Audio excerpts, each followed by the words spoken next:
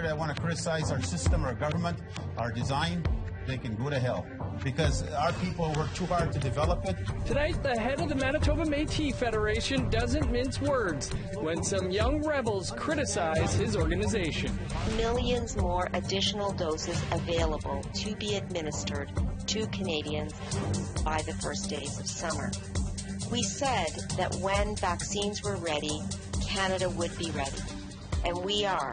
When one door closes, another one opens. AstraZeneca is put on hold for some Canadians, but more Pfizer is on the way.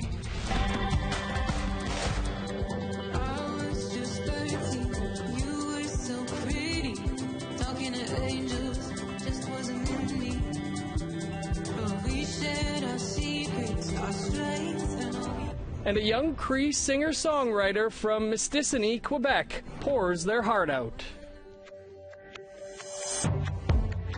Good evening, I'm Dennis Ward. Welcome to APTN National News. The Government of Canada's COVID update today addressed hesitancy around AstraZeneca. It was discovered over the weekend the vaccine has caused blood clots in rare cases in Europe, and now it comes with more precautions. Jamie Pashagumscum brings us this update from Ottawa. Prime Minister Justin Trudeau started his day with Ottawa Mayor Jim Watson. They visited a COVID-19 inoculation site and chatted with those getting vaccinated. Trudeau said vaccinations are going well in the city and people need to trust their health professionals. The bottom line for Canadians is the right vaccine for you to take is the very first vaccine that you are offered. The more we get Canadians vaccinated quickly and safely, the quicker we'll be able to get back to a semblance of normality. Canada's health officials say problems, such as those with AstraZeneca, can be expected. Every medication or vaccine can come with rare side effects, which will not be picked up until many millions of people might, receive the vaccine. The initial clinical trial with tens of thousands will not pick up rare events. Tam says no cases of blood clots have been reported in Canada. In the interim, Canada's National Advisory Committee on Immunization has recommended to pause the use of AstraZeneca vaccine for people aged under 55 years, pending a full risk assessment by Health Canada. However, Minister of Procurement Anita Anand offered some good news in the battle against a third COVID wave. Pfizer deliveries have been pushed up, and Canada will receive 5 million doses ahead of schedule by the end of June. This means millions more additional doses available to be administered to Canadians by the first days of summer. We said that when vaccines were ready, Canada would be ready, and we are. With Pfizer deliveries gathering speed and the recent addition of more AstraZeneca doses arriving Tuesday, Canada is now set to receive 44 million doses by the end of June. Jamie Pashagumscum, APTN National News, Ottawa. Still in Ottawa, a video has surfaced of an incident involving Ottawa first responders and 2 women. It was posted online last week by a group calling itself the Ottawa Street Medic Collective. They dialed 911 to have paramedics attend to an unconscious First Nations woman. The video shows first responders restraining a woman on a gurney. Another woman in a blue pullover walks over and is shoved out of the way. Later on, the woman on the gurney is heard screaming. The Ottawa Street Medic Collective alleges first responders did not give her a fair assessment or engage with her in a meaningful conversation. They also claim she told first responders she did not want to go to the hospital. We asked Pierre Poirier about the incident. He is the chief of Ottawa's paramedic service. He emailed a response saying the city is currently investigating the matter and can't comment further. A huge grass fire forced parts of the Blood Reserve in southern Alberta to evacuate over the weekend. According to the nation's fire department, the grass fire originated at a sweat lodge and was spread by high winds. At least one house burnt to the ground. Several band members are still without electricity after the 1,500-acre blaze tore through part of the reserve on Sunday. 15 households in total had to evacuate. The residents are currently in temporary shelters. The fire was followed by blowing snow. It could take days before power is restored. In northern BC, Lheidli First Nation ended negotiations with Enbridge and now say they want the company's pipeline removed from the territory. The two sides have been in talks after an Enbridge natural gas pipeline exploded near Prince George in 2018. APTN's Lee Wilson has more. Consensus of Chief and Council is that for Enbridge, it appears to be business as usual. Last Thursday, Lheidli announced the end of negotiations with Enbridge. The two parties have been in discussions after a massive explosion of Enbridge's natural gas pipeline near the Northside subdivision, leading to over 100 members to be evacuated. Lheidli will move forward with legal action, which includes getting 100 kilometers of Enbridge's pipeline rerouted off of their territory. Lheidli got an offer from Enbridge last fall. They won't say what the offer was, but called it, quote, pitiful and disrespectful. It is not business as usual for the Lheidli, who do not consent to Enbridge transporting hydrocarbons in an unsafe manner through their reserve and territory. The company refutes the band's claim that last fall's offer was too small. We have made several generous offers to the Lheidli First Nation for the Shelley incident over the course of many months of negotiations. However, the Lheidli First Nation is looking for a settlement from Enbridge on matters beyond the incident itself and that aren't in our control or involve other parties. Just over the ridgeline here where I'm pointing, and that, of course, there's a massive fireball. Lheidli leaders say their members are living in fear of another explosion. They said the company's emergency response to the 2018 blast was less than subpar. They also sent a warning to their Indigenous neighbors in the north. I feel like we're treated like, kind of like they're, Goliath and we're David. Like they just kind of walk in and just kind of do as they please, and they're very used to acting in these manners, and this attitude has to change moving forward. The First Nation says if Enbridge wants to operate and build pipelines in BC, they'll need to build trust, especially with the BC government adopting the UN Declaration of Rights of Indigenous People in 2019. We're done playing the finger-pointing game. Enbridge, you're a multinational corporation. Canada and BC, you're both the crown. It's supposed to be a crown undivided. Get in the room together, and then if you are truly committed to UNDRIP, do the right thing and stop playing this silly shell game, which is not serving anyone's interests. Lee Wilson, APTN National News, Prince George. Critics of the Manitoba Métis Federation have drawn the ire of its president. That story after the break.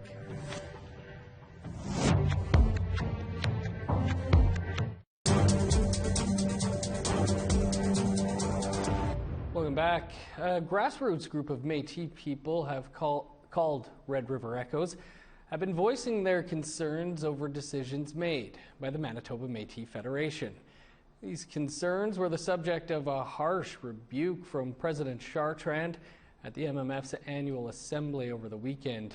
Brittany Hobson reports. The head of the Manitoba Métis Federation didn't mince words when it came to responding to recent criticism from a group calling themselves Red River Echoes. For those out there that want to criticize our system, our government, our design, they can go to hell, because our people worked too hard to develop it. Over the weekend, the Federation hosted a virtual annual general meeting to discuss many topics. But President David Chartrand called out the newly formed collective consisting of Métis professionals, grassroots activists, and students. There are some people opposed to the decisions of how we govern ourselves. They say they're young Métis leaders of the future. And what they say is this: they don't believe in the locals. They don't believe they have to put their energy, like you have done for so long, to fight for our cause. Chartrand took issue with the belief the group is upset with the government structure of the Federation. But representatives from Red River Echoes say while they are advocating for a governance that is more reflective of traditional ways, the main point of their concerns is actually rooted in something else. I personally and the collective are very respectful of the people who have come before us and who are in governance right now. We are not trying to embarrass or disrespect or harm anybody. What we're doing is pointing out the harm that's being caused. The group formed earlier this month after the MMF took out a full-page ad in both the Winnipeg Sun and Free Press, commending the Winnipeg Police Service and Chief Danny Smythe. Days later, the group released a letter on their website calling out the move. Our letter basically spoke to what we saw as being undemocratic and unfair, what was harming our brothers and sisters in the community, and that we were offering community support. So we weren't saying, you should do this right now. We were saying, if they can't do this right now, this is what our commitment to the community is going to be. The collective says the MMF's decision to remove a tent city from outside their Winnipeg headquarters was bad enough. But the police ad campaign was the final straw. They say the MMF is out of touch. ECHO's member Brianne Lavalley-Heckert says Chartrand's response at the weekend's assembly was jarring but not surprising. Just this moment of, is this real? Like, is this actually how President Chartrand has chosen to respond to what was a carefully crafted letter, you know, something that was genuine, something that we put a lot of effort and heart into, and to just have it be so disregarded as and even framed as a threat. The collective says they will continue to organize and echo voices for change. A spokesperson for the MMF said they encourage youth to take an active role in their government by reaching out to their local representatives. Brittany Hobson, APTN National News, Winnipeg. Now for a story the two of our bureaus are working on. On March 18th, a small fire forced the evacuation of the Baffin Correctional Center in Iqaluit. We've been able to find out how many inmates and where they were sent, but very little else. Our Kent Driscoll joins us from Iqaluit. Kent, what do we know and what are we trying to still find out? Thanks, Dennis. And like you said, back on March 18th, a small fire at the prison you saw behind me led to a full evacuation and the inmates being sent to different facilities across the country. 30 were sent to the Joyceville Institution in Kingston, Ontario. 10 have been sent to the Northwest Territories, and another 20 have been sent 3,300 kilometers west to Yukon Territory, Whitehorse. They're joined in Whitehorse by 6 Nunavut correctional officers. Now, we asked the Nunavut Department of Justice to answer some basic questions about this. They refused. Instead, they put out a written statement. And what I've told you so far, that's all that's in that statement. That leaves a ton of questions. How are the prisoners being kept separate to avoid COVID spread? When will the Baffin Correctional Center reopen? Some prisoners have court-ordered programming. What happens to that? Others have court dates. Can they do that remotely? Is there anyone in these facilities that actually speaks Inuktitut? We just don't have the answers to those questions. Now, our Sarah Connors is over in Whitehorse. And Sarah, have you been able to get any more information out of your territorial government than I've been able to get out of ours? Kent, I reached out to the Yukon Department of Justice, but they also did not respond to my request for an interview, though they did issue a press release. It states that the Nunavut inmates will be held in a separate unit to limit contact with the Yukon inmates. Now, I should mention that Nunavut residents might not fully understand where these inmates are headed. The Whitehorse Correctional Center has received a number of human rights complaints and lawsuits by former inmates. They range from issues surrounding mental health care services, Indigenous jail programming, and separate confinement and segregation. And Dennis, the latest data I was able to find found that as of February, 2/3 of the inmate population at the Whitehorse Correctional Center chose not to get vaccinated against COVID-19. Back to you. Thanks, Aaron Kent. Certainly a story we'll stay on. Time now for another quick break, but stick around. There's more to come.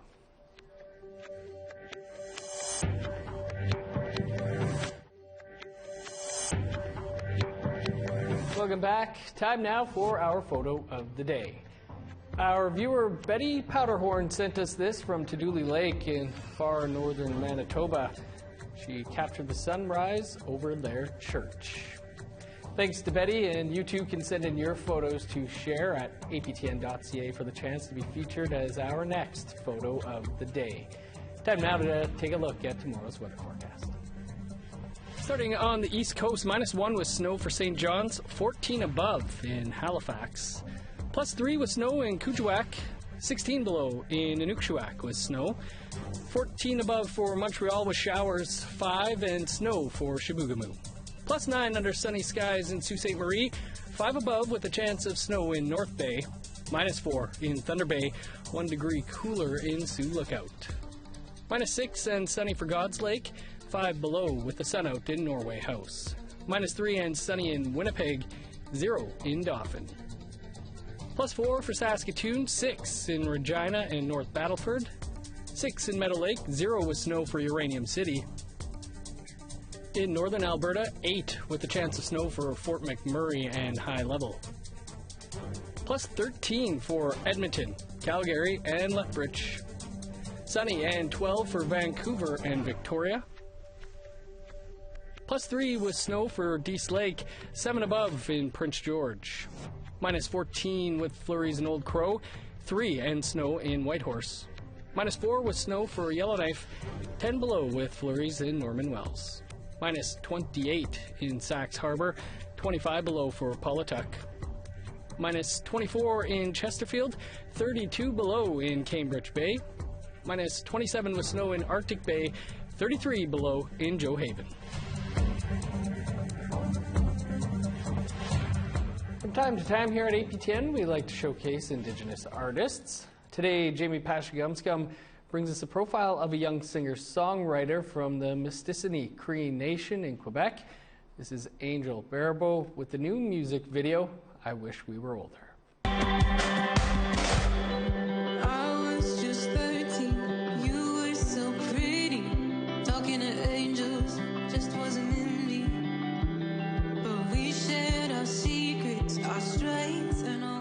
Released last month, I Wish We Were Older is like many of Barabo's songs in that it displays Angel Barabo's lived experiences and those of Indigenous youth.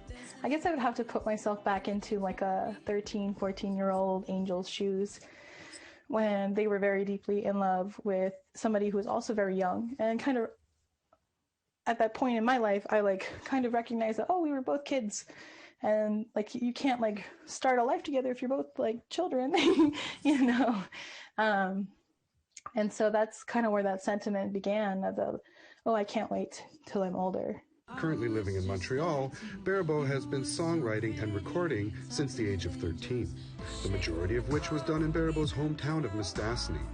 Barabo accepts the honor of being a role model for Indigenous youth. With the recent music video that came out, I really, I like took it upon myself to like, I was like, oh, you know what? Like you were a little queer kid when you started writing this song, and you would have loved queer Indigenous representation when you were a kid, when you were, you know, a wee one in love for the first time or whatever, and just kind of discovering that world. Barabo's music is a reflection of life and says it's important because LGBTQ youth don't always see themselves in media. Representation matters. Like you need to see yourself in the world to understand that you belong in it, you know?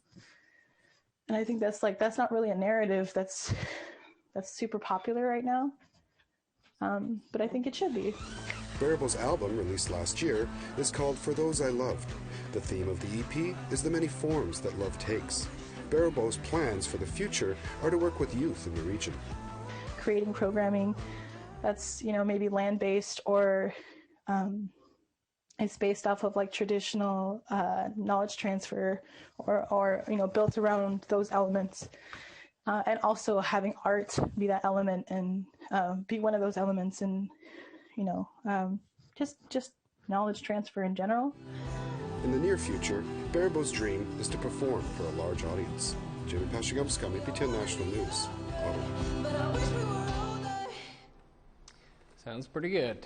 With milder weather, some high schools in the Northwest Territories are taking their studies outdoors. Our reporter Charlotte Moore Jacobs brings us to a culture camp in Fort Smith to see how some language are being taught. This is the preferred classroom for language arts at Paul William Kaiser High School in Fort Smith, Northwest Territories.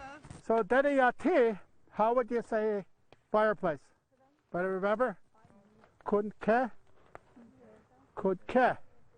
For Chippewan instructor Paul Boucher, Spring Culture Camp is a way for these grade 9 Chip, Cree, English, and French students to learn. You know, it grounds them, gets some identity, and a time just to talk and relax and get away from the schoolwork. I think it's important. Boy, you got to cook a big piece of bannock, eh? Trest F, say, Trest F. Some Indian butter there, and how that came to be was in the past when the butter came, they came in a little small yellow little can, and that little can, by the time it got here, it melted. So they used to mix that with Roger syrup, so that became Indian butter. That's something we use now every day here with the kids. The space is so popular, even some of Boucher's older students stop by. Riley, you're not even in this class. What are you doing here? Oh, skipping class. Do you think he'll tattle on you? No. I have to make my teacher a bannock, so I'm out here. It's just better than being in class and doing work because you get to practice stuff that you'll know for the rest of your life. And yeah. Are you saying we don't use math for the rest of our lives? Well, for students like Sinise Villeneuve, whose parents enrolled her in French immersion, spaces like these are a way to connect with culture. I wish that I had the choice to do, instead of FLA, Cree, but still be in French, you know? Because then I can still practice the culture stuff. On the agenda for next week, processing fish and making traditional crafts. We're hoping that we could create a new community of speakers with this new millennium and where they're at within their environment. You know, that we have to evolve the language, which is important. And doing this right here really helps with the language. Students like Dante K. Grenier enjoy the homework, sharing what they've learned here. At home, I try to teach my brother and my sister. Yeah, like Nia, Mitso, say Papuisagan, stuff like that. Nia, Mitso, Kinasu, which is like I like fish or I eat fish. And the hands-on learning is paying off. It makes me proud because I have the opportunity to come out here and speak the language and teach or get taught by two great speakers. Charlotte Mort Jacobs, APTN National News, The Batcha, Fort Smith. Who wouldn't want to go to a class where you cook bannock over the fire? An all-new episode of Face to Face is just minutes away. Our guest this week is Heather Agluliukti. She's the co-curator of the first exhibition at Kalmiuk, the Winnipeg Art Gallery's new Inuit Art Centre.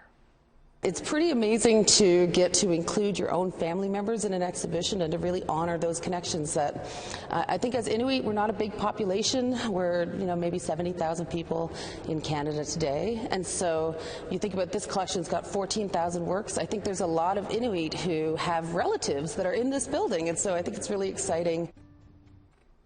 That interview is up next. And before we go tonight, a quick congrats to APTN National News on a number of nominations for the Canadian Screen Awards, which were announced this morning.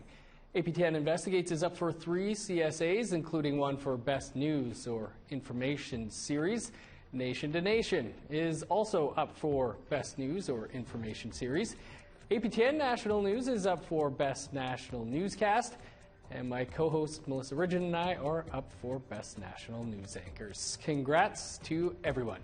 Well, that's all the time we have for tonight. Thanks for tuning in. Stick around. Face to Face is next. I'm Dennis Ward. Have a great night.